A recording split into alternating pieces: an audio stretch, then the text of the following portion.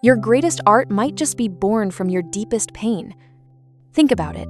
The musician who writes a soul-crushing ballad after a breakup that goes on to top the charts.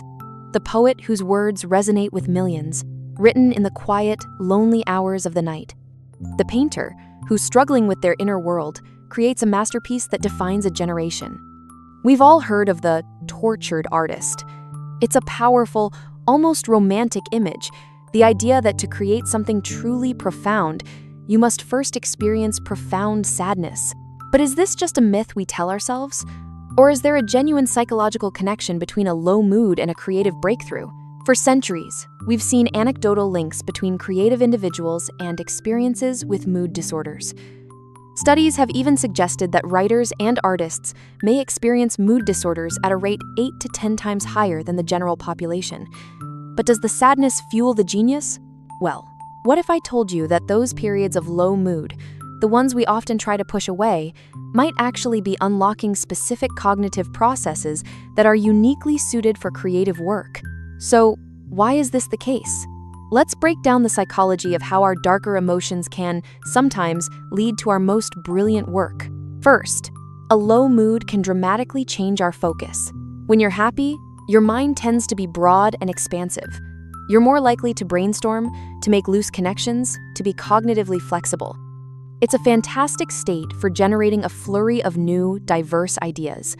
But creativity isn't just about making a mess of ideas. It's also about cleaning it up. It's about refinement, precision, and persistence. And this is where a lower mood can have a surprising advantage. Psychological research suggests that negative moods can promote a more systematic, detailed, and analytical style of thinking. Instead of seeing the whole forest, you become incredibly good at examining a single tree, noticing every detail of its bark, every vein on its leaves. Think about it in a practical sense. You're a songwriter, and you're stuck on a lyric. In a happy, energetic mood, you might try a dozen different playful options and then move on. But in a more somber, reflective state, you might sit with that single line for hours. You'll analyze every word, every syllable, the rhythm, the emotional weight. You will persevere. This focused, persistent effort is often what separates a good idea from a great one. Studies have shown that people in a negative mood can set a higher bar for the quality of their ideas and perform better on tasks that require concentration and precision. You could say that joy throws a party for ideas, but sorrow sits down to have a deep conversation with one. Second, sadness turns our attention inward. Periods of low mood often lead to a state of deep self-reflection, a process psychologists sometimes refer to as rumination. Now, rumination gets a bad rap. And for good reason, when it becomes a repetitive cycle of negative thoughts, it can be incredibly unhelpful. However, there's a specific kind of self-reflective rumination that can be the raw material of creativity. It's in these quiet moments of introspection that we start asking the big questions. Who am I? What is my place in the world? What does this experience mean? This internal excavation can unearth profound truths about ourselves and the human condition. It's no coincidence that many people start journaling when they're going through a tough time. They are trying to make sense of their inner world, to articulate feelings that are too complex for casual conversation.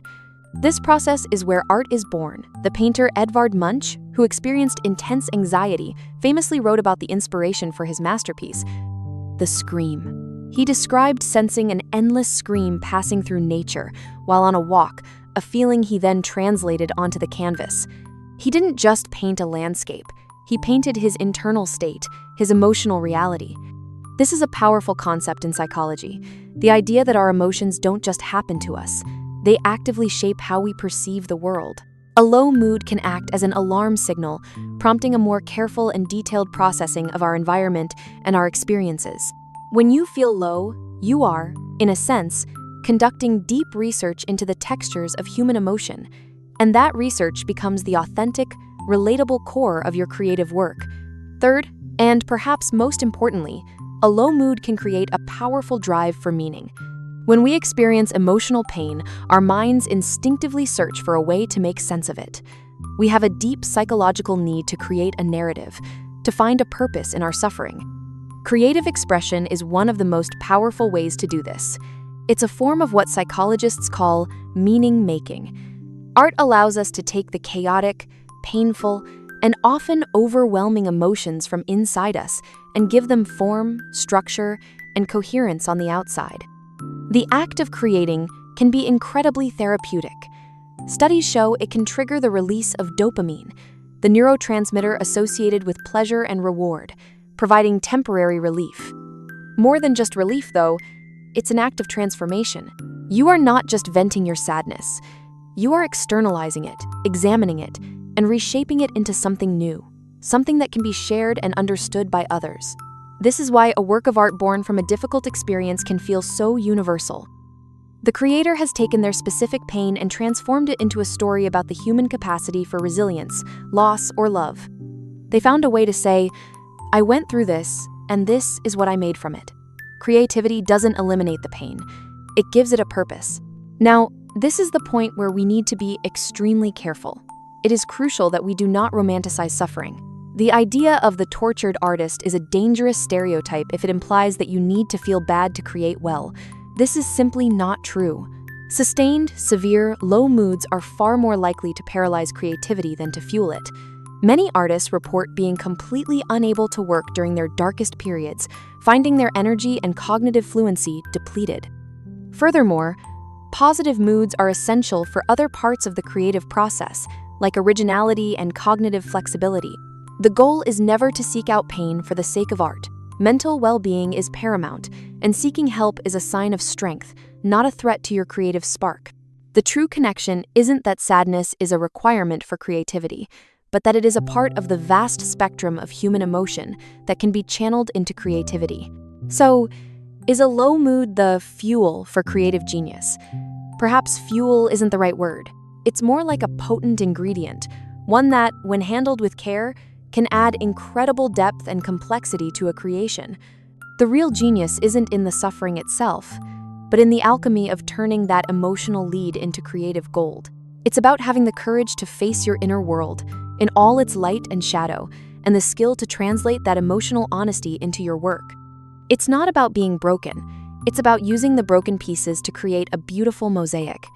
Your experiences, both joyful and sorrowful, are your unique palette of colors. The most compelling art often comes from using all of them. Don't strive to be a tortured artist. Strive to be an honest one. What are your thoughts? Have you ever found that a period of sadness led to a creative breakthrough? Share your experience in the comments below. I'd love to read your stories.